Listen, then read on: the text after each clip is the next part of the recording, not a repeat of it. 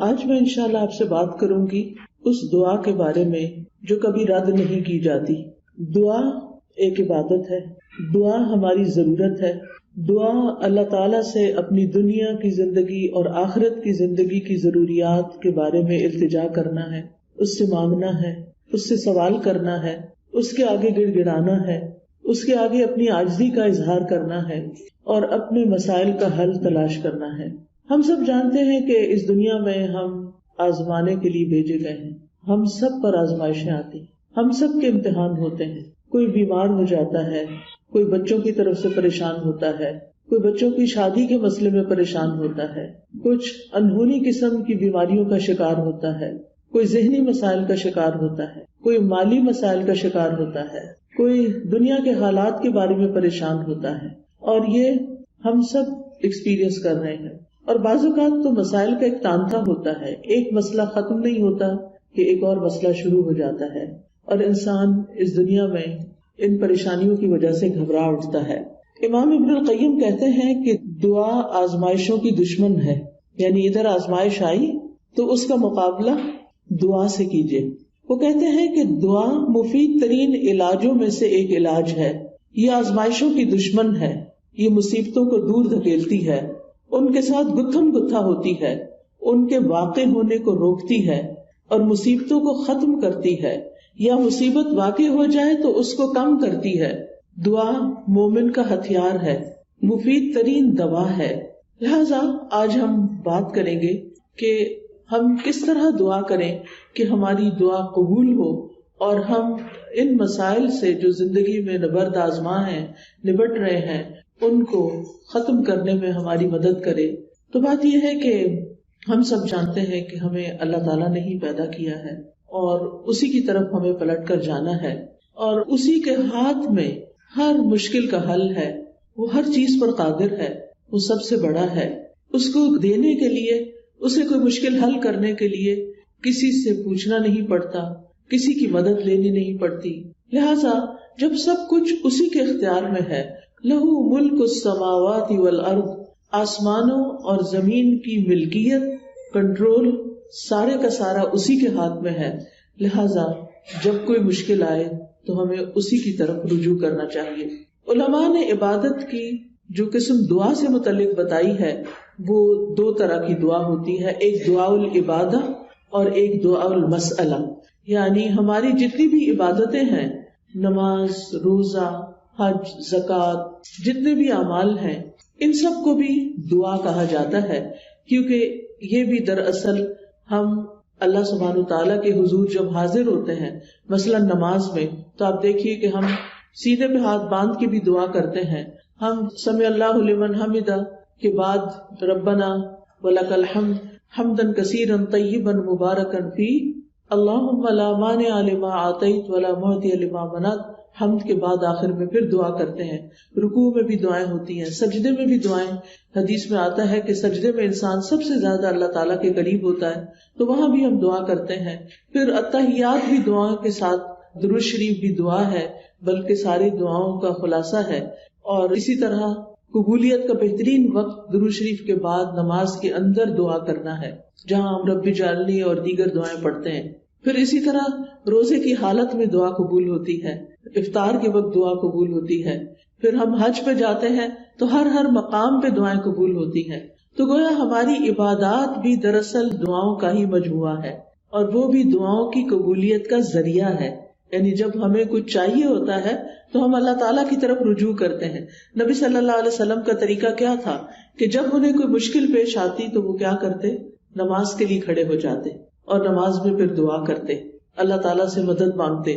قرآن مجید میں آتا ہے وَاسْتَعِینُوا بِالصَّبْرِ وَالصَّلَاةِ، مدد طلب کرو، مدد مانگو صبر اور نماز کے ساتھ۔ لہٰذا یہ دعا العبادت ہے، اس کا فائدہ انسان کو دنیا میں بھی ہوتا ہے اور آخرت میں بھی ہوتا ہے۔ دوسری دعا وہ ہوتی ہے جس میں ہم اللہ سبحانہ تعالیٰ سے سوال کرتے ہیں، کچھ مانگتے ہیں، اس کے آگے گڑ گڑاتے ہیں، تو اس کو دعا الطلب کہتے ہیں، دعا المسئلہ کہتے ہیں، جس میں ہم اللہ تعالیٰ سے التجا کرتے ہیں کہ وہ ہماری دعا قبول کر لے۔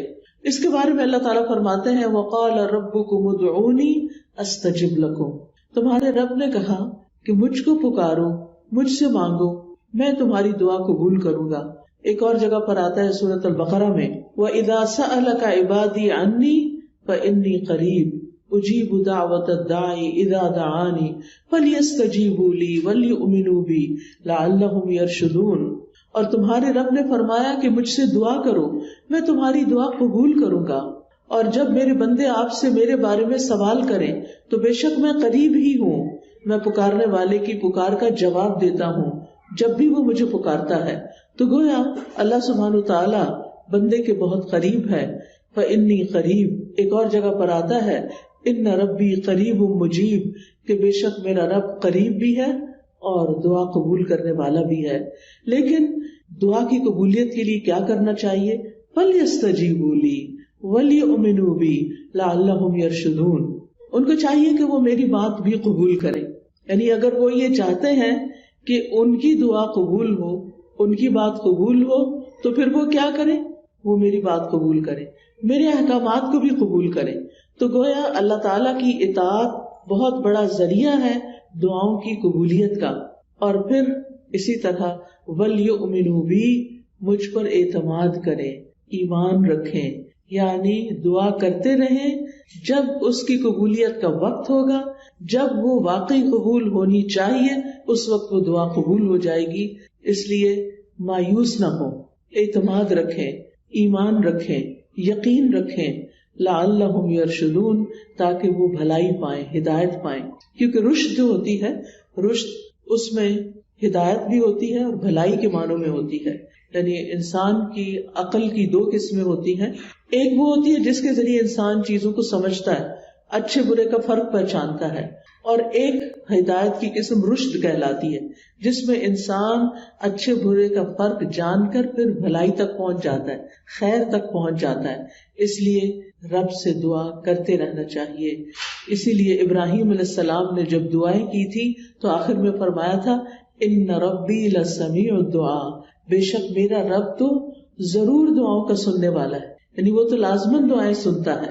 اور السمیع کا لفظ، اس کا یہ مطلب نہیں کہ وہ صرف سن لیتا ہے اور بس بات ختم، نہیں، اس کا مطلب یہ ہے کہ جیسے ہم رکوع سے سر اٹھاتے ہیں تو کہتے ہیں سمع اللہ لمن حمدہ، کہ جو اللہ کی تعریف کرتا ہے اللہ تعالیٰ اس کی حمد کو سنتا ہے، بلکہ مطلب یہ ہے کہ اس کی حمد کو قبول بھی کرتا ہے، دعاؤں کو قبول بھی کرتا ہے۔ اسی طرح حدیث میں آتا ہے اللہم انی اعوذ بک من دعاء لا یسمع، اے اللہ مجھے اس دعا سے بچا لے جو سنی نہ جائے۔ تو یہاں سننا قبول کرنے کے معنوں میں، کہ ایسی دعا نہ ہو کہ جو تیرے ہاں قبولیت نہ پائے، لیکن دعا مانگنے کا طریقہ بھی درست ہونا چاہیے تاکہ دعا قبول ہو جائے۔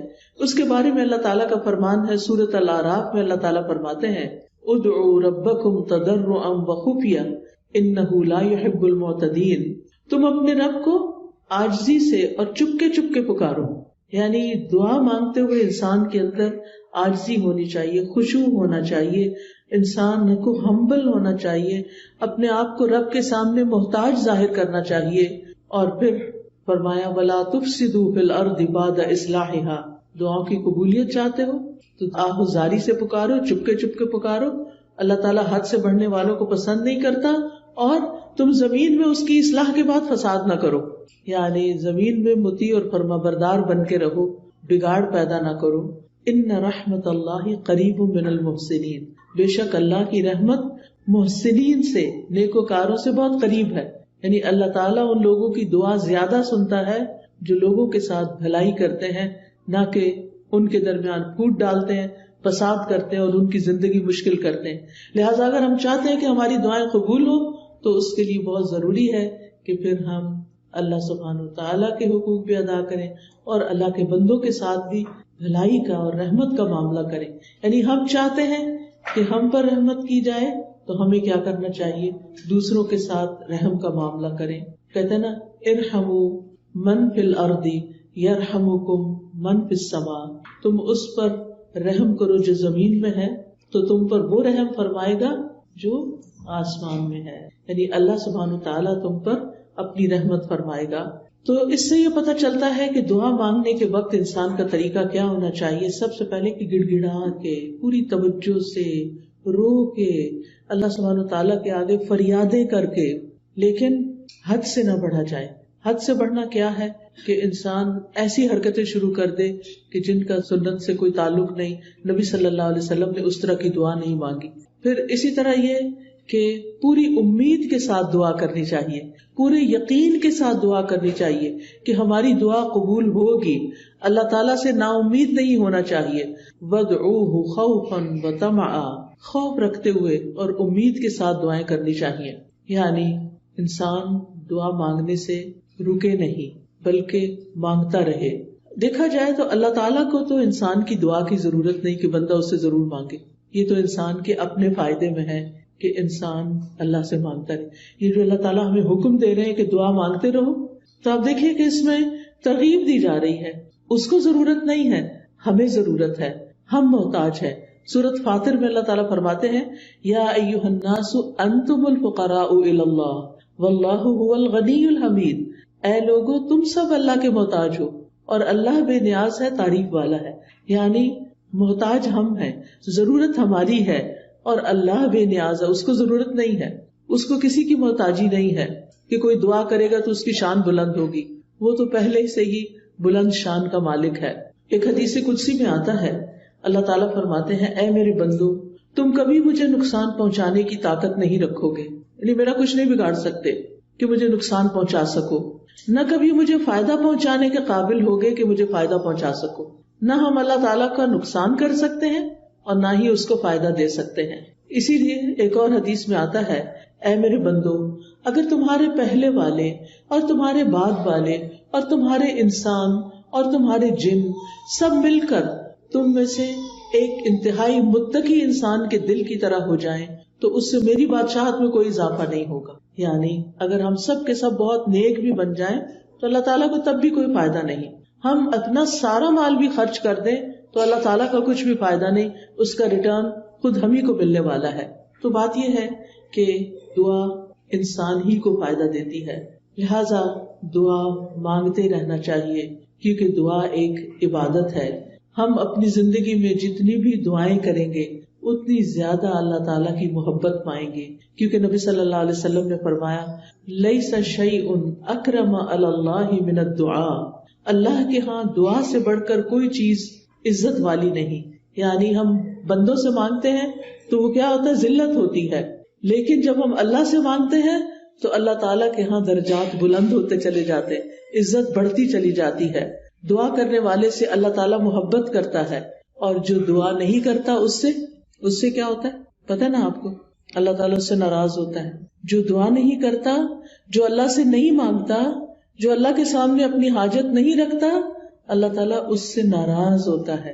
لہٰذا دعا کرنے والے اللہ کے محبوب ہیں اور نہ مانگنے والوں سے اللہ تعالیٰ ناراض ہوتا ہے. دعا نہ کرنا تکبر کی علامت ہے. بعض لوگوں کو کہا جاتا ہے نا دعا کرو, کہتے بہت کر لی کوئی فائدہ نہیں ہوا, یا کہتے ہیں اس کو تو پتہ ہی ہے ہمیں کیا چاہیے, ہمیں کیا ضرورت ہے کہ ہم اس سے مانگے. نہیں, ہمیں ضرورت ہے اس سے مانگنے کی, اور جب تک ہم مانگتے رہیں گے ہماری نیکیوں میں اضافہ ہوتا رہے گا, اور ایک وقت آئے گا کہ قبول بھی ہو جائے گی. قیامت کے دن یعنی ہر دعا قبول ہوتی ہے. کچھ دعائیں دنیا میں اسی وقت دیر اینڈ دین قبول ہو جاتی, کچھ دعاؤں کے بدلے میں اللہ تعالیٰ ہماری کچھ اور خیر بھلائی کر دیتا ہے جو ہم خود مانگ نہیں رہے ہوتے. اللہ تعالیٰ وہ چیزیں ہمیں عطا کر رہا ہوتا ہے جو ہماری اس دعا کی قبولیت سے زیادہ بڑی ضرورت ہوتی ہے, اور کچھ دعائیں ہماری آخرت کے لیے سیو کر دی جاتی ہیں. جب ہمارے عمل میں کچھ بہت اچھا نہیں ہوتا, ہمارے پاس بہت ساری نیکیاں نہیں ہوتی, لیکن ہم کسی مسئلے میں پریشان ہوتے ہیں اور دعائیں کرتے رہتے ہیں, تو یہ ہماری نیکیوں میں اضافے کا ذریعہ بن جاتی ہیں. اور قیامت کے دن اللہ تعالیٰ کے ہاں جو بندہ ان دعاؤں کا اجر پائے گا جو دنیا میں قبول نہیں ہوئی تھی, تو انسان کیا تمنا کرے گا, کاش دنیا میں میری کوئی دعا بھی قبول نہ ہوئی ہوتی اور آج سارے کا سارا مجھے یہی ملتا. ہم سب جانتے ہیں کہ دنیا کی زندگی جو ہے وہ ہماری بہت ہی محدود سی ہے. یہاں اگر ہمیں سب کچھ بھی مل جائے تو بھی ہم دیکھتے ہیں کہ یا وہ چیز ختم ہو جاتی ہے یا ہم چلے جاتے ہیں دنیا سے. یعنی کچھ بھی تو یہاں باقی رہنے والا نہیں. ہمارے پاس قارون کے خزانے بھی ہوں تو وہ بھی ختم ہو جائیں گے, تو بھی ہمیں دنیا سے چلے جانا ہے. کل من علیہا فان ویبقی وجہ ربک ذو الجلال والاکرام. اس لیے کبھی بھی مایوس نہ ہو, مانگتے چلے جائیں، مانگتے چلے جائیں.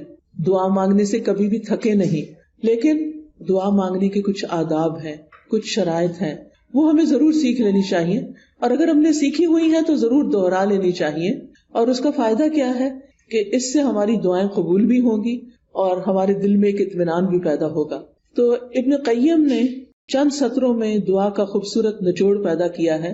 وہ کہتے ہیں کہ وہ کون سی اہم چیزیں ہیں جو کسی انسان کو دعا کرتے ہوئے معلوم ہونی چاہیے. اور اس کے آخر میں انہوں نے یہ جملہ کہا ہے پورے یقین کے ساتھ کہ جو ان شرائط کو پورا کر کے دعا کرے گا وہ دعا کبھی رد نہیں ہوگی، یعنی اس کی دعا کبھی رد نہیں ہوگی. تو آج کا موضوع بھی یہی ہے کہ وہ کون سی دعا ہے جو رد نہیں ہوتی، یعنی وہ کس طریقے سے مانگی ہوئی دعا ہے جو ضرور قبول ہو جاتی ہے. اور یہ باتیں انہوں نے اپنی کتاب الجواب الکافی لمن سأل عن الدواء الشافی، اردو میں بھی کتاب آپ نے اس کا ترجمہ دیکھا ہوگا دوائے شافی کے نام سے. ہو سکتا ہے آپ میں سے کچھ لوگوں نے یہ کتاب پڑھی ہو. بہت ہی اچھی کتاب ہے، پڑھنے کے لائق ہے. میں سمجھتی ہوں جس نے زندگی میں یہ کتاب نہیں پڑھی اس کے علم میں بہت بڑی کمی ہے. اردو میں یہ کتاب، انگلش میں بھی کچھ مختصر سی شاید ٹرانسلیشن ہے، اصل کتاب عربی میں ہے. اگر آپ کو اردو نہیں بھی سمجھ آتی، نہیں پڑھ سکتے، تو کم از کم آپ اس کے آڈیو لیکچر سن سکتے ہیں.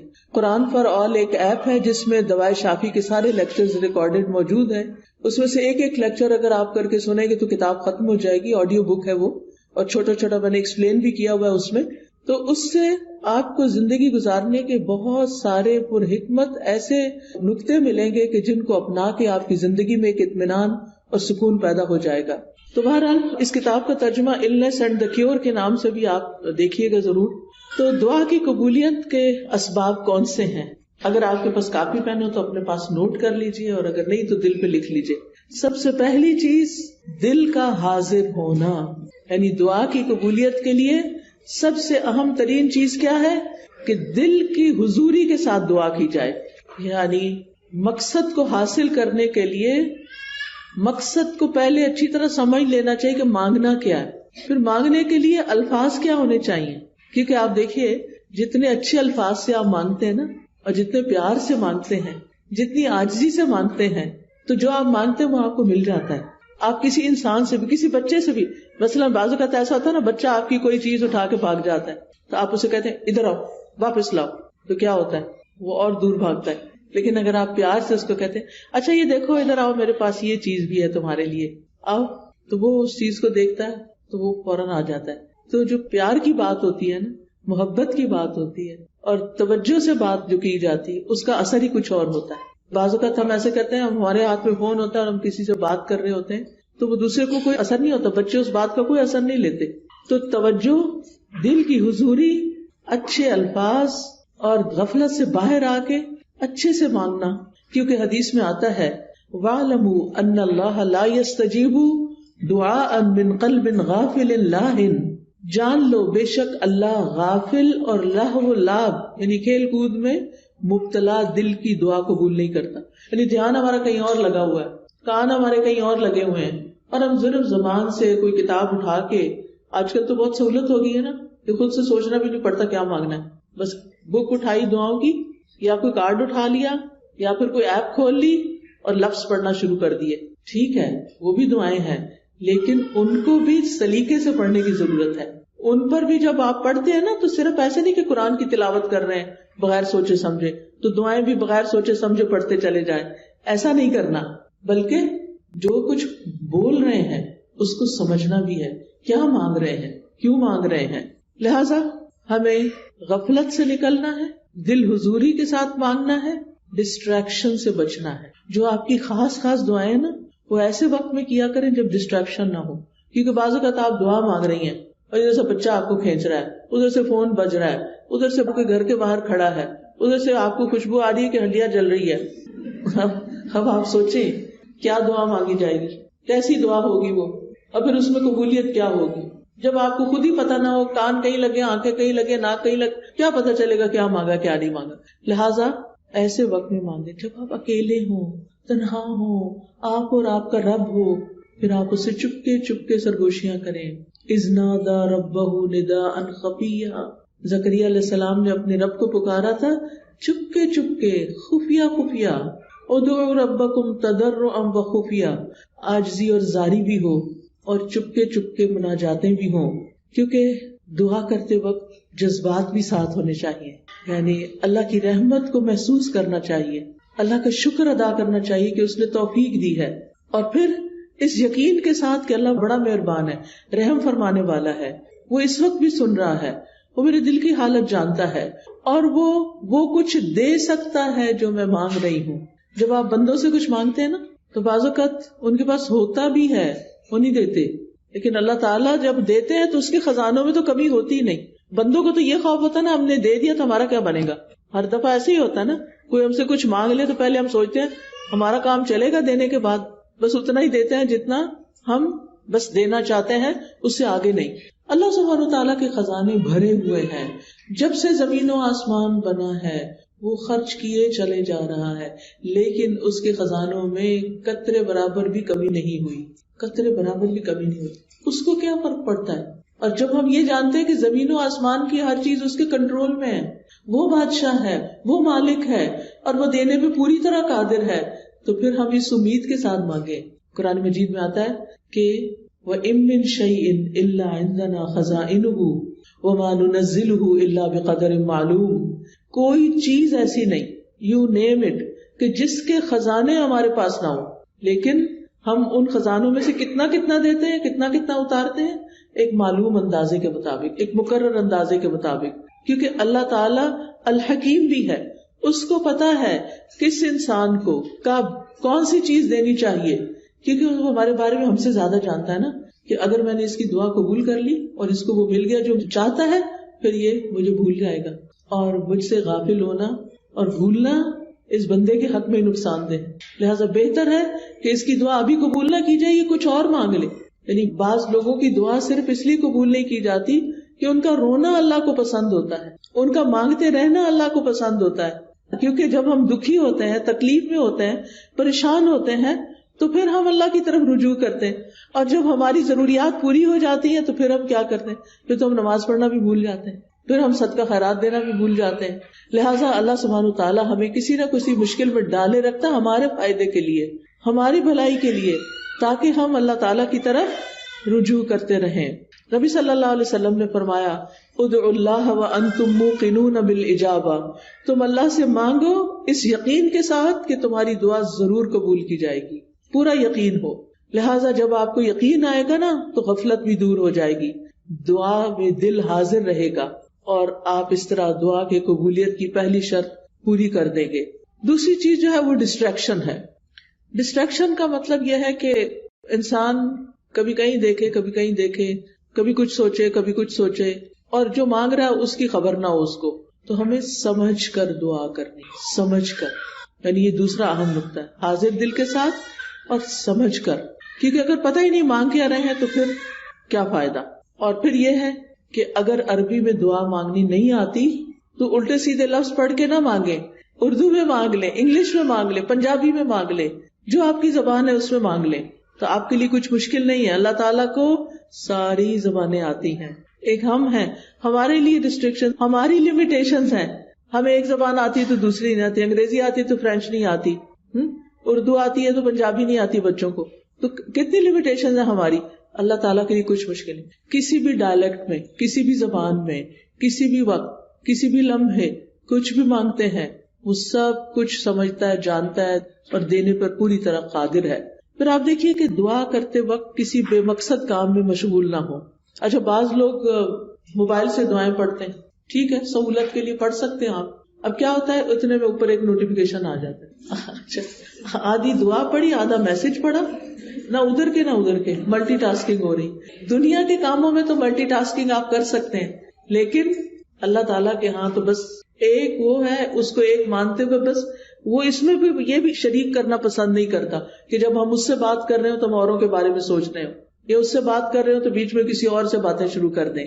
اس کو یہ پسند نہیں ہے. لہٰذا ہمیں ڈسٹریکشن سے بچنا ہے. بعض اوقات یہ ہوتا ہے کہ کوئی چیز ہمارے انگوٹھی وغیرہ ہاتھ میں ہوتی ہے تو کچھ لوگ کیا کرتے ہیں، دعا مانگتے اس سے کھیلنا شروع کر دیتے، کوئی بٹن کھول بند شروع کر دیتا ہے، کچھ اور کرنے لگتے ہیں. ان ساری چیزوں سے بچنا ہے. اس وقت کپڑے نہیں سنوارنے، کوئی اور کچھ نہیں، کھجانا شجانا بھی نہیں. اگر کھجانا پہلے کھجا لیں، اور پھر اس کے بعد دعا کرنی شروع کریں. یعنی 100% آپ کی توجہ دعا کی طرف ہونی چاہیے. ہمارے اسلاف میں سے کسی نے ایک شخص کو دیکھا کہ دعا کر رہا تھا اور ساتھ کنکریوں سے کھیل رہا تھا. انہوں نے کہا یہ کنکریاں پھینک دو اور اپنی دعا پہ توجہ کرو. دعا کرتے ہوئے تمہارا دل اور اعضاء سارے پورا جسم اس طرف متوجہ ہونا چاہیے. تو یہ تھی پہلی شرط. ٹھیک ہے. دوسری شرط یا دوسرا نقطہ یا دوسرا ادب کیا ہے؟ قبولیت کے 6 اوقات میں سے کسی وقت میں دعا کرنا. اب قبولیت کے 6 اوقات کون سے ہیں میں ابھی آپ کو بتاتی ہوں. یہ 6 اوقات ایسے ہیں جن میں دعا قبول ہو جاتی ہے اور کبھی رد نہیں ہوتی. لہٰذا دل کو حاضر رکھنے کے ساتھ ساتھ دوسری چیز وقت کا انتخاب ہے کہ کس وقت آپ مانگیں, کون سا زیادہ سوٹیبل ٹائم ہے. تو ان میں سے سب سے پہلے رات کا آخری تہائی حصہ, 1/3 of last part of the night. اب وہ کیا ہے؟ جیسے آپ کے موبائل پہ وہ ٹائمنگز ہوتے ہیں نا صلاۃ کے, تو وہ آ جاتا ہے تہجد کا وقت آ جاتا ہے. آج کل شاید 1:30 ہے یا کچھ اس طرح. تو وہ لاسٹ پارٹ آف نائٹ ہوتا ہے, جو تیسرا حصہ آخری حصہ ہوتا ہے رات کا, فجر کی اذان سے پہلے, آپ سمجھے 1.5-2 گھنٹے پہلے. اب اس وقت میں آپ اللہ تعالیٰ سے دعا کریں گے, جو کہ تہجد کا وقت ہوتا ہے. سب سو رہے ہوتے ہیں, فون کالز کرنے والے بھی سو رہے ہیں, آنے جانے والے بھی سو رہے ہیں, گھر والے بھی سو رہے ہیں, بچے بھی سو رہے ہیں, سبھی سو رہے ہیں. اب آپ کا رب جاگ رہا ہے. لہٰذا جب آپ کی آنکھ کھلے تو آپ اپنے رب کو پکاریں, چاہے آپ بستر میں لیٹے ہوئے پکاریں.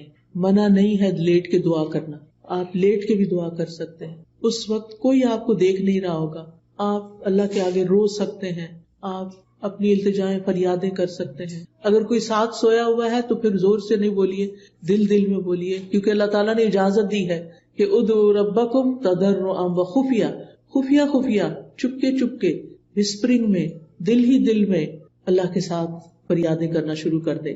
اور یہ دل کی حضوری کا بہترین وقت ہے. حدیث میں آتا ہے ہمارا رب تبارک و تعالی ہر رات آسمانی دنیا پہ نزول فرماتا ہے. جب رات کا آخری تہائی حصہ باقی رہ جاتا ہے اور وہ آواز دیتا ہے کوئی جو مجھ سے دعا کرے تو میں اسے قبول کر لوں. اللہ تعالیٰ خود پکار رہے ہیں, مانگو مجھ سے. ہے کوئی جو مجھ سے مانگے تو میں اسے عطا کر دوں. ہے کوئی جو مجھ سے بخشش طلب کرے تو میں اس کو معاف کر دوں. اور یہ ہر رات ہوتا ہے, ایوری نائٹ. لہٰذا اس وقت سے فائدہ اٹھانا چاہیے. اگر ہم اپنے گناہوں سے پریشان ہیں, اپنی بری عادتوں سے پریشان ہیں, اپنے کچھ مینٹل ہیلتھ کے بارے میں پریشان ہیں, کسی خاص مسئلے کے بارے میں پریشان ہیں, تو اس آخری حصے میں رات کے اٹھیں اور اللہ تعالیٰ سے دعا کریں. اللہ تعالیٰ اپنی شان کے مطابق آپ کو نوازے گا اور یہ دعاؤں کی قبولیت کا سنہری موقع ہوتا ہے. دوسرے مواقع کون سے ہیں؟ ابن القیم لکھتے ہیں وعند الاذان, حدیث میں بھی آتا ہے اذان. اب آپ کہیں گے ہمارے گھر میں تو اذان ریکارڈیڈ ہے. بالکل ریکارڈیڈ اذان بھی اذان ہے, وہ کچھ اور تو نہیں ہے نا. بعض لوگ کہتے ہیں اچھا اس کا جواب دیں. بھائی کیوں نہ دیں, وہ کیا کہہ رہا ہے, وہ وہی تو کہہ رہا ہے جو اذان کے الفاظ ہیں. اب آپ مسجد میں بھی ہوتے ہیں تو کیا آپ کو مؤذن کی اصل آواز آ رہی ہوتی نہیں نا. کس میں سے آ رہی ہوتی؟ مائک کے تھرو آ رہی ہوتی ہے.